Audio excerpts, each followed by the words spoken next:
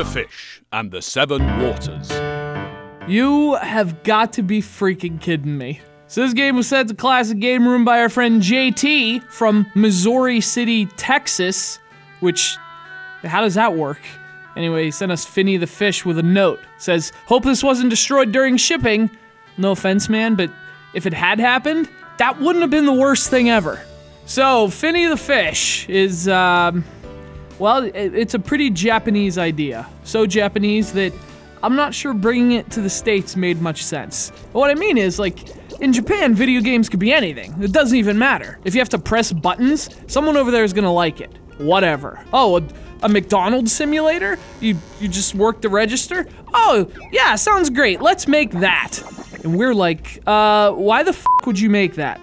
Finny the Fish is one of those games. I have no idea why the f you would make this.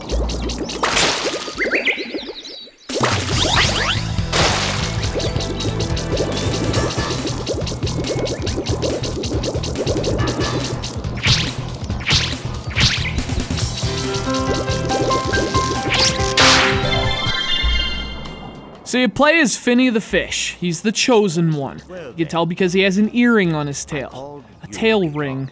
Something terrible has happened. Evil in the water. Whatever. You have to go find magical statues or something. And I mean, that's all well and good, but I think it's been pretty well established that the worst levels in any game are usually the swimming levels. So imagine a game that's only swimming levels. And there are puzzles that you have to solve while swimming. Come on!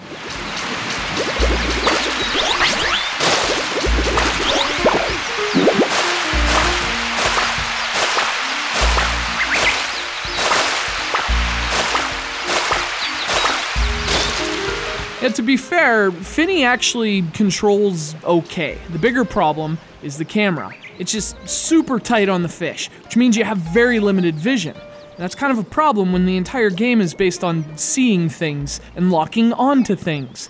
Actually, the game's targeting system's another problem. There's so much stuff around you, the camera never targets what you're actually trying to target. You're trying to grab an item on the riverbed, so you try to lock on, and instead the camera focuses on, this huge fish that's trying to eat you. It just turns you around in that direction. Obviously, that's where I wanted to face, as a fish. But it would have gotten by with those issues if it were even remotely fun. It is not. There is not a single thing in this video game that could possibly be misconstrued as fun. The entire freaking thing is just fetch quests. Go find this.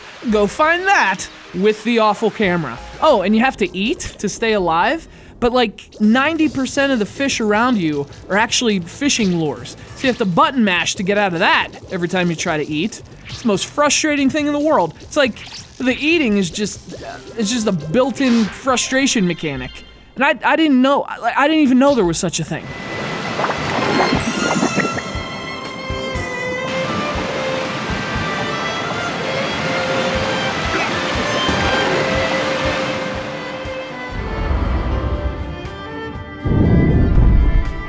Finny the Fish is slow and boring. Very little actually happens. It's like Endless Ocean 2, the Fetch Quest edition. That's so fetch. Gretchen Wieners. So when you boil it down, get it? This game's really about exploration, which would be fine. It's a very pretty game. Levels are these crazy, elaborate mazes. Exploration could be cool. But the boring objectives, the frustrating mechanics, the irritating music, and the crappy camera say otherwise. And then there's this guy, who is, seriously, the most boring NPC in gaming history. Oh, I almost forgot. This rock is a copper rock. When you hit it with your ring, it should start glowing. Cop your mouth shut, old man! This game could have been pretty cool. I like the concept. Again, it reminds me of a game like Endless Ocean, only with more traditional gaming objectives, at least in theory. In reality, it's actually more boring than Endless Ocean. That game was about the vibe and the experience, which was cool. This one tries to be more of a game, but forgot to include the game. There's no vibe. There's just... ugh. After 5 minutes, it's boring. After 5 fetch quests, it's holy crap, why am I still doing this? And after 5 waters, you still have 2 to go. Ugh. It's Finny the Fish and the 7 waters. That's 7 waters!